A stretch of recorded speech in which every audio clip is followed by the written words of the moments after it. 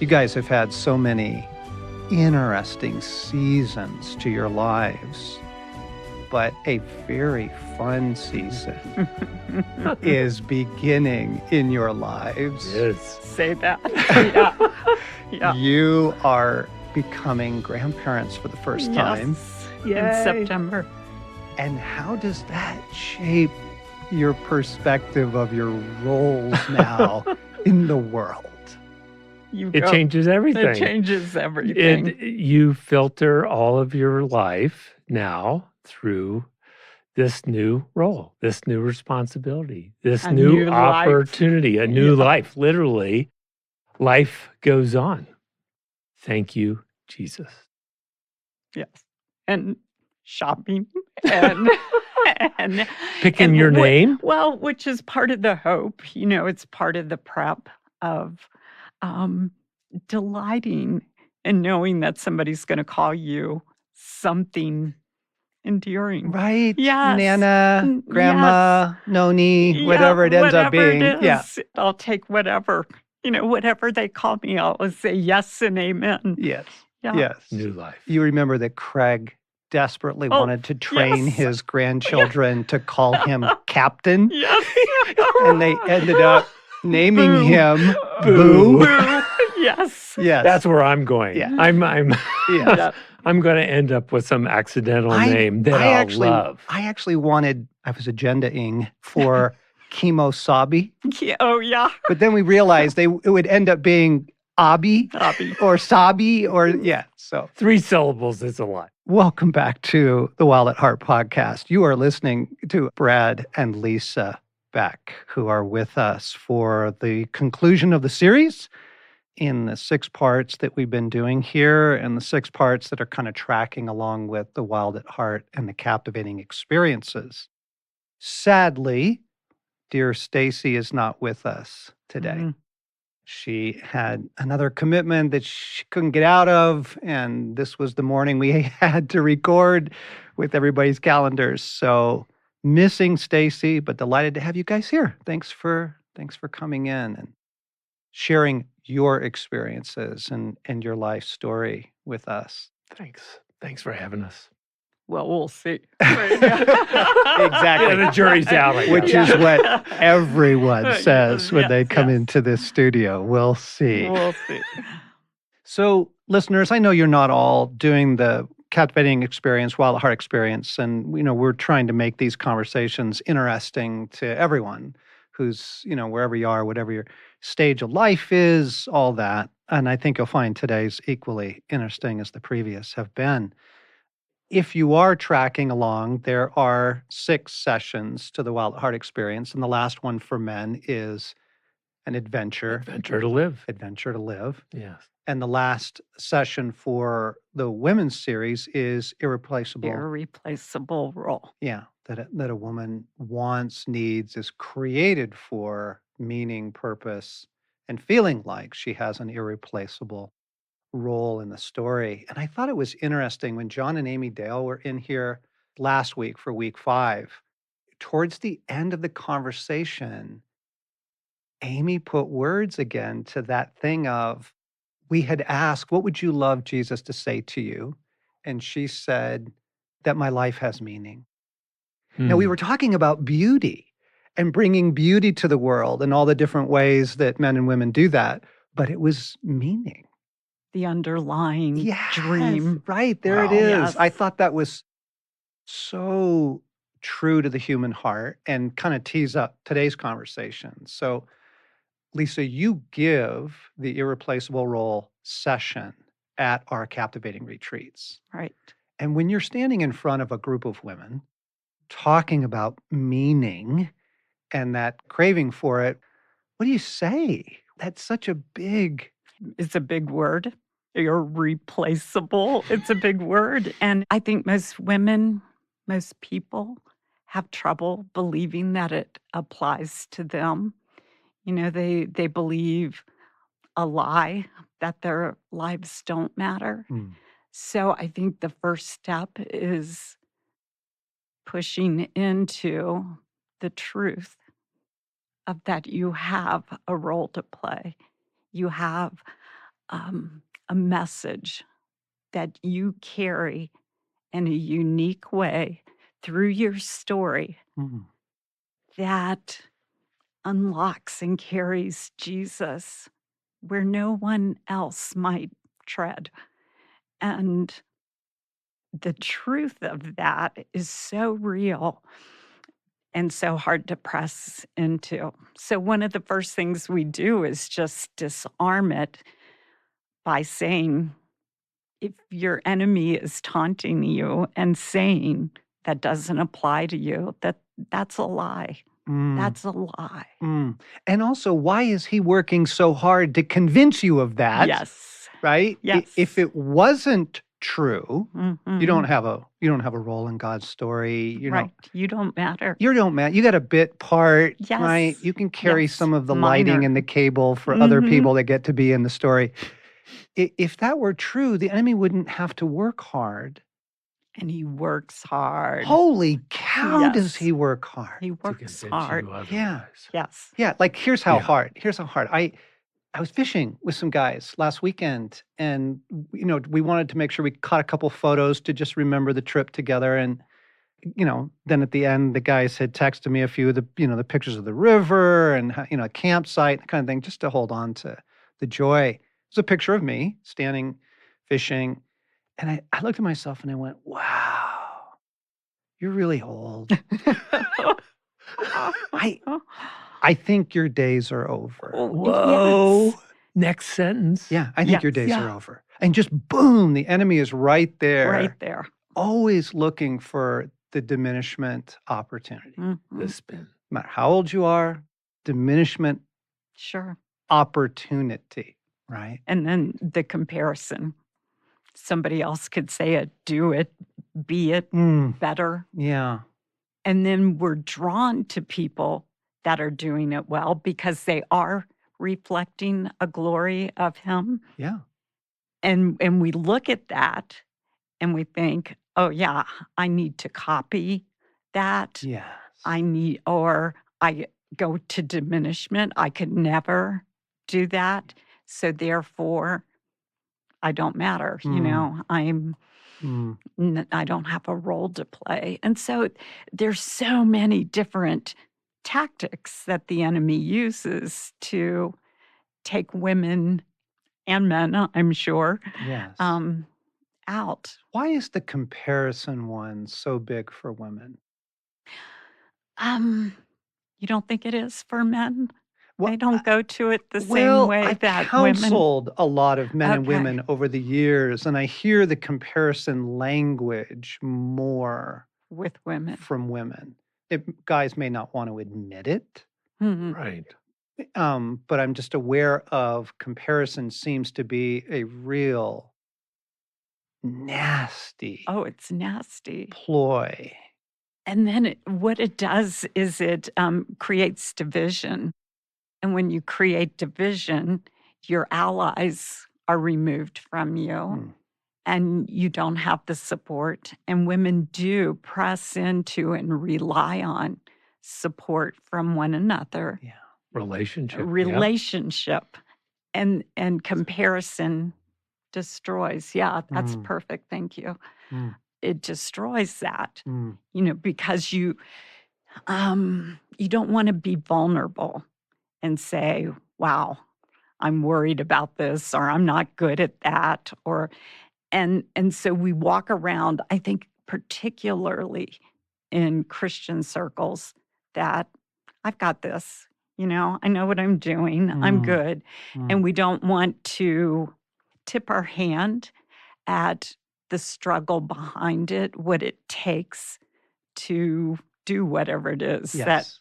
your glory, Yes. where you shine. This is the diabolical thing about social media, is Oh, that everybody puts their worst. best Their foot best. forward, Oh, yeah. right? Yes. Here's my amazing trip. Yes. Here's my amazing Yes. kids. Here's my amazing weekend. Here's my here's- amazing picture. Yeah. Yes. Everybody puts their best foot forward. Mhm. That's understandable. But the problem is it creates a false impression that their life is always like that, Mhm. right? It's always great. Sure. And then it didn't take much to get there. They just sort of are there. Mhm. There's no journey, There's no process, and the comparison thing, all the data on that's really devastating. Your level of envy rises in exact proportion to the amount of time you spend on social media. Lots of data on that. Also, anxiety and depression. Right. Yeah. And so you go, okay, so there it is. There's the comparison. Other people have worthy, amazing, shiny lives. shiny lives. Yeah. When the kids were little, Brad and I took them to a photo studio, to have the family photo thing. And the roles What was it? Owen Mills? Wasn't that No, it wasn't. But it was that kind of thing. Back in the day. And we probably went through 3-4 rolls. There were rolls of film, remember the negatives, to get one good shot, of the kids not crying or pulling each other's hair or have snot or their dress pulled up or whatever.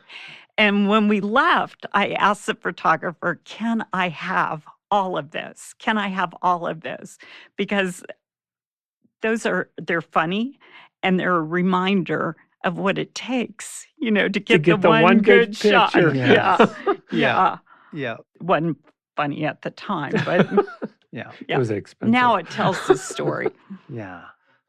So you guys did the experience. You kind of watched the video and did the exercises and that sort of thing. First pass, like, was there something new that leapt out at you this time? Was there something you went, wow, that's really true?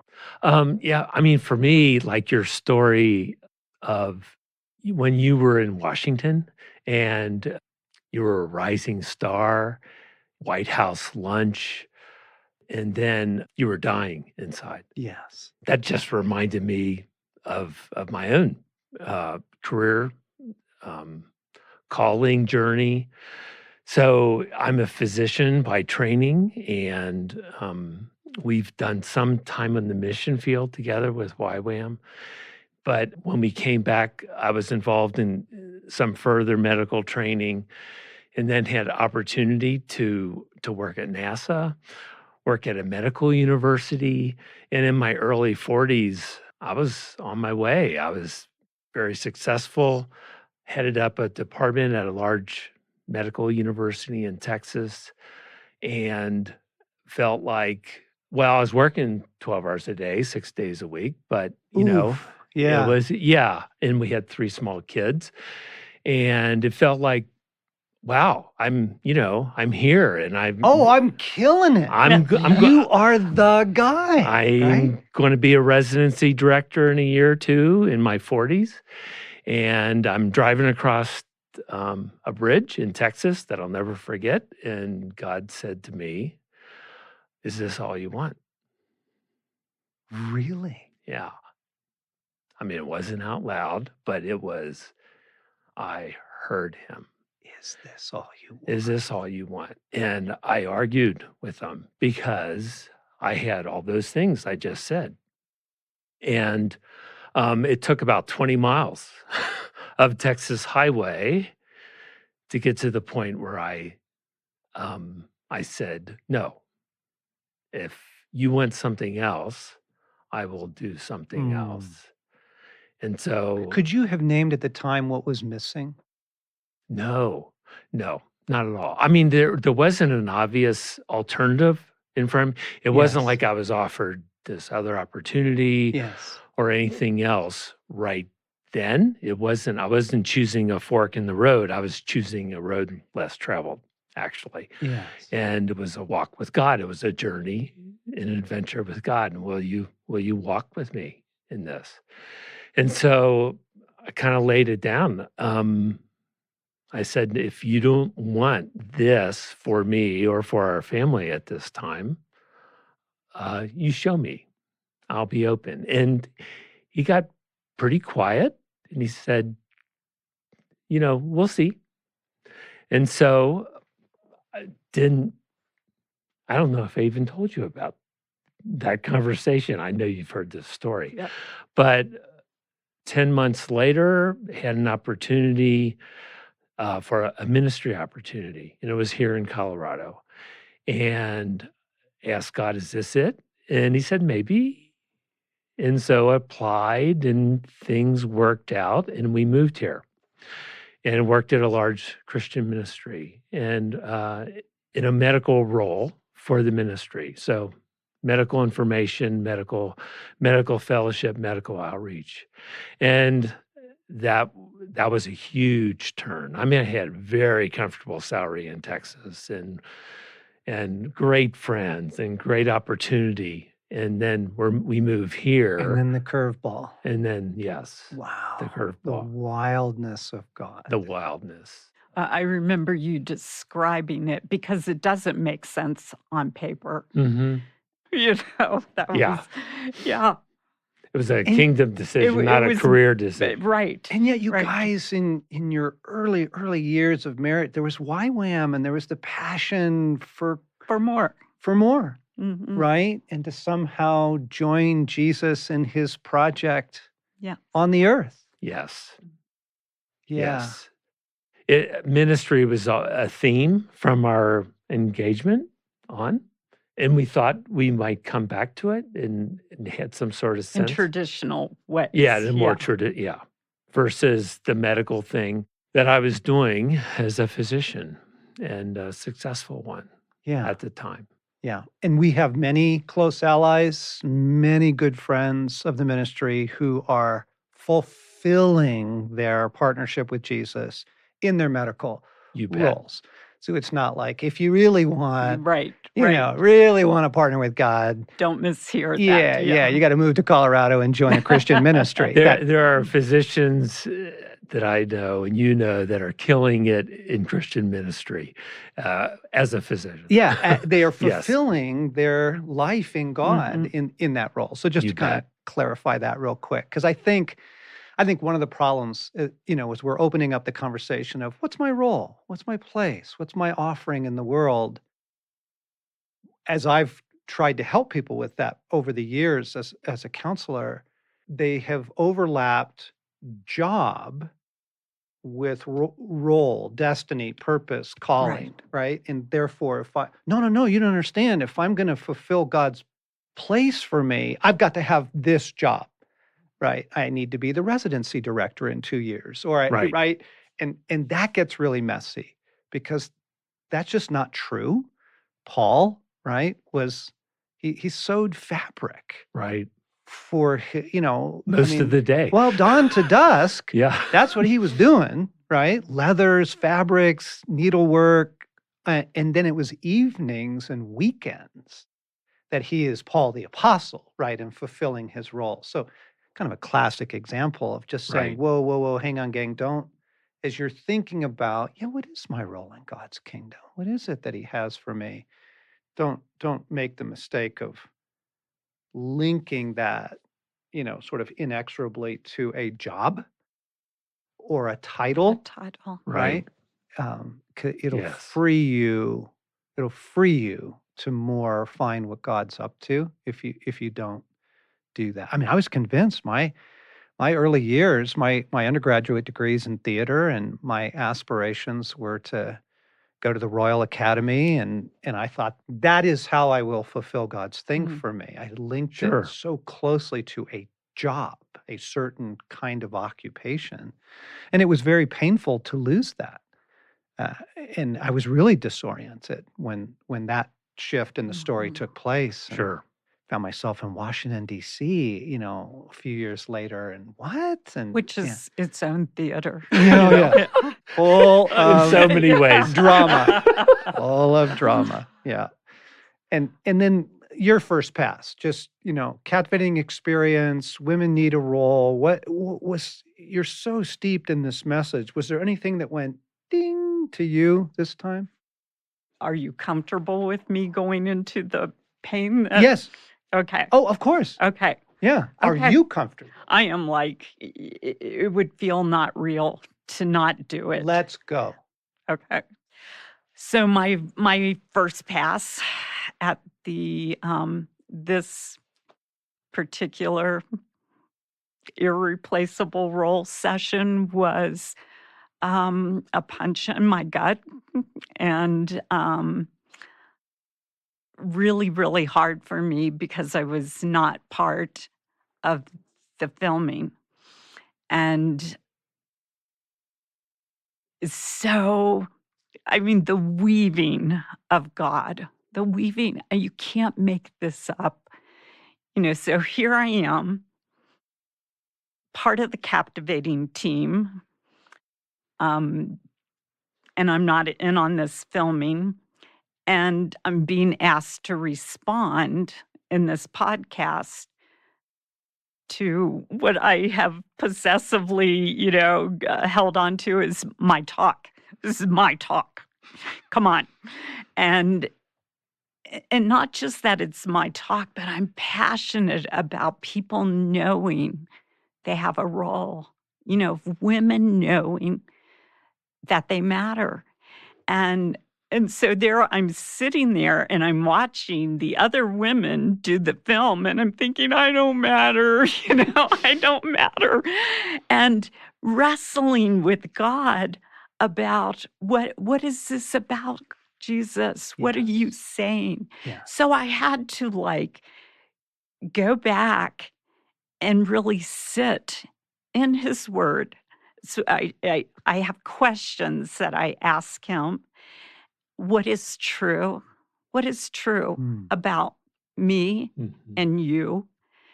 And one of my favorite questions in exchanges with Jesus is, whose story is this, Jesus? And am I partnering with my enemy, which would be a lie? Am I partnering with a lie? With diminishment? With diminishment, comparison. Yes. Okay. All of that. Okay. Make the list. I mean, it's long. Okay. Or am I partnering with you? And I believe that our roles and what matters in our life is our story, our journey with him. And this becomes part of my journey with him. This is painful for me to watch this and not be part of it, to kind of be external. Does that take me out? Does that mean I quit? I'm not doing this. They obviously don't want me anymore. My voice doesn't matter. I'm too old. I'm too whatever. The list. Something. I'm too something or Yes. not enough of Enough. something else. The list goes both ways. And so it was really, really, it took me to Jesus of what is true. What is true about my life, my story, my weaving with you is what I say in the talks. It's not about a job. It's not about being seen and known. It's about carrying Jesus, carrying your story into any situation. And then I have a little add-on in that I always want my enemy exposed. I want my enemy's butt on a platter to be served up to the throne for truth. Yeah. And so my enemy, especially yesterday, I cried, I pouted, I pitched a fit, and then grieved whatever, that loss of not being part of the filming, and then took it to God for redemption, for restoration, for truth, and to have my enemy's butt on a platter. Yeah. Can I say that? Yep. What did he say? What did Jesus say? So he says, how he's really great, he's really amazing. And so I had the opportunity to see this is what we face as women. We face a barrage of lies, and it looks true, and it's not. So if I can't go back to him on a relational, truthful level and hear him call my name. So if I never teach or step on a stage or do a podcast again, does not change my belovedness. It Mhm. it doesn't change anything. You have said so many important things I need to go back now and unpack, but let's start with that one. It doesn't change our belovedness. Mhm. We learn as children what is rewarded and what is not, Mhm. what will bring praise and what will bring shame. And from that place, we form a trajectory Right. that has energy and momentum and fear and desire all mixed up into it because it feels like belovedness is absolutely connected to whether we get the promotion, whether we are the residency director, whether we are on the speaking team next time. And by the way, we didn't kick Lisa off the team. There's a whole story behind this, but she is giving the irreplaceable role talk at the next retreat. We have it Bel- on tape, right? There it is. There it is. We have it on record. Yeah. But the search for belovedness, Mm, oh golly, and how that can really complicate partnering with Jesus in our role in the world, because those aren't the same thing. They're not the same they're thing. not. We come from belovedness into the different projects, people, relationships, communities that he has for us, but we're coming from belovedness, Mhm. not in order to find belovedness, It's not a performance. right? But it's so countercultural. Mm. It's really hard to swim upstream. Yeah. Yeah. Yeah, especially when your friends don't invite you to be a part of the film project and you're like, what There- the hell? there's I that. don't get that. And And we don't always get to know, right. what happened, what is going on. Mhm. But we do get to know that in his hands, he weaves good. Yes. He weaves good. Yes. So today, I sit in such, I could cry, a place of belovedness Mm. for no good reason, Mhm. Yeah. Knowing that you have a role in Yeah. God's story. Mhm. That is not dependent on the things that I think Yes. are important Yeah. or matter. Yeah. Okay. So let me go back to something Okay. else you said, which was the most important thing we bring is our story with God. Mhm. That we bring the Jesus we know into the situations we find ourselves in. Did I Yes. did I get that right? Yes. Mhm. Because your story is unique and it's between you and him. Yes. And the redemption, the restoration, all of the healing. And so when you meet somebody or when you're in any given situation, you're not spilling all of that out, but you're carrying that. You're carrying that story with him into a situation with all the wisdom, all the glory, all the Passion. passion, The gifting. all the knowing, Yeah. all the Jesus. And that matters. Mm. That matters. And we're really, that's not a topic we're taught, in school or No. often not from the pulpit, that your story is not something we hide in shame. I'm not proud of my reaction yesterday. It was messy and a bit immature, but it was real. And God stepped into it and he Mhm. met me. And it's powerful to me Yes. right now. Yes, it is. Mhm. Yeah. And you're speaking from it Yes. today. Yes. So Oh. I partner with him instead of with Yes. my enemy's taunting of yesterday. Mm. Mm. That is That's really, really good. it's really That's- good. It's holy cow, because the enemy, his blows are not incidental. They can feel very devastating. Stacy and I had this theater company that we adored, and we had this group of friends that we adored, and this community, and it all blew up around some betrayals against us. And, I need to be confessional that I was having an affair with my career, Mm. and theater is a jealous mistress, and it wants everything. And it was really hurting our marriage. And Jesus made it very clear, you are damaging your marriage by pursuing belovedness, Mhm. because you're getting praised here. You're Yes. killing it Yes. over Right. here. And Yes. so we And had to you're give all like, that up. And that's a story for another day. But it was devastating.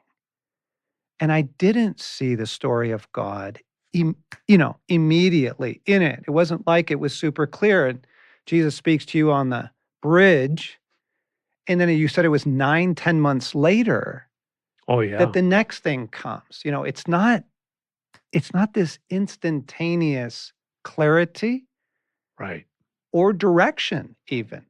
It's a journey. I mean, it's a pathway that Jesus is taking each one of us on, and we get some signposts along the way. We learn a little bit more, and becomes a Yes. little clearer. And like my willingness to leave medicine, became more real in the months after hearing the voice of God, like, and being more open. I wasn't very open that day, but a few months later, I was, I'm more open. I'm more teachable. I'm looking for what God has next. Yeah.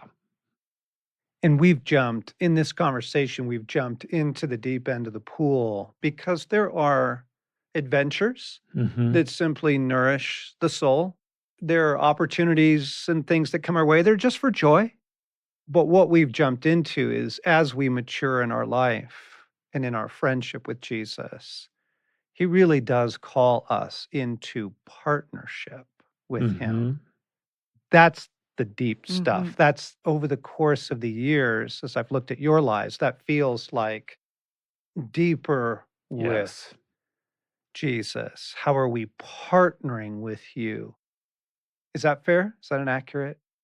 Yes. And I think as we age, we're quicker to see and trust in making the steps without knowing the whole path, Right. knowing that he leads us to good places, albeit hard places sometimes, but Mm. the richness that comes from that kind of journey. Well, and the ability to hear the voice of God for you in that particular Yeah. situation, and to recognize the voice of the enemy. I mean, you quickly went yesterday to recognize what the enemy was saying to you, whereas it may have taken more time, Yeah, years that's ago. true. That's And, true. and, It was a day. It wasn't a week or a month and it and that wasn't the whole day, right? it wasn't, no, it wasn't even the whole day. Mm. So, what would you say to a woman who is struggling at this point with, do I have a role? Do I have an irreplaceable? Am I irreplaceable in my role and my offering to the world? What would you say to her? Absolutely. Absolutely. You have a role because you have a journey with him that is unique to you, that is undeniable, that is beautiful in its own right. Your story with Jesus is meant to set captives free. And however that plays out, if that plays out with a pen or a piano or a Paintbrush. paintbrush, but however that plays out, It all goes back to the journey with Jesus. Yes. Your story, you're partnering with him. And that's accessible. He makes that accessible. He makes that unique is the word that I'm coming back. It's specific to you in a way that it is not specific to anyone else. And that's how you know it's him. And that's like glory right there. That's a gold mine. And so you carry that kind of posture and that kind of heart into a grocery store, into your kids' school, into a nursing home, wherever you journey, you carry that posture of heart. Yes. And it changes lives. And you don't even know it a lot of times. How you've had an interaction and then later somebody might say, wow, that thing you said or that smile or the way you picked up my kid, and you don't even realize. But it could have changed their whole day, their whole posture towards spiritual things. We don't know always the impact. But there's this book, All Things New, and we're going to get to see the whole story. Right. Yeah. When everyone's story is when told. everyone's story is rightly told. Yes. The story is rightly told. Yes. Yeah. And we'll get to see that. Yeah, it's beautiful. It's really hopeful. It's hopeful. Yeah, it's really hopeful. And it makes it worth it. Wow. Yeah. We have a little plaque on our bathroom counters. It's the one location we know we will see it every day. And it's a quote from The Silver Chair, one of the Narnian stories. And the children have journeyed into the land of the giants and then into the dark underworld to rescue Prince Rilian. And the end of the story is delightful and redemptive. And the line that's now framed so that we see it every day is, their quest was worth all the pains it cost. I need to be reminded of that. We have to be reminded. On a pretty regular basis. Yes. Wow. Yeah. Are you guys familiar with, there's a song that Stacy was playing for me the other day, Maverick Music, The Story I'll Tell? Mm-mm.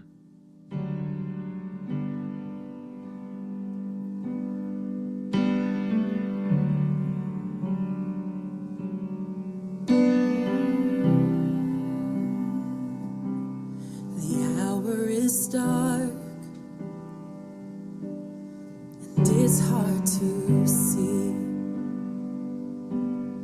what you are doing here in the ruins and where this will lead. Oh, but I know that down through the years, I look on this moment and see your hand on it and know you were here. And I'll testify of the battles you've won, how you were my portion when there wasn't enough. And I'll testify of the seas that we've crossed, the waters you parted, the ways that I've walked, singing, oh, my God did not fail. Oh, it's the story I'll tell, singing, oh, I know it is well. Oh,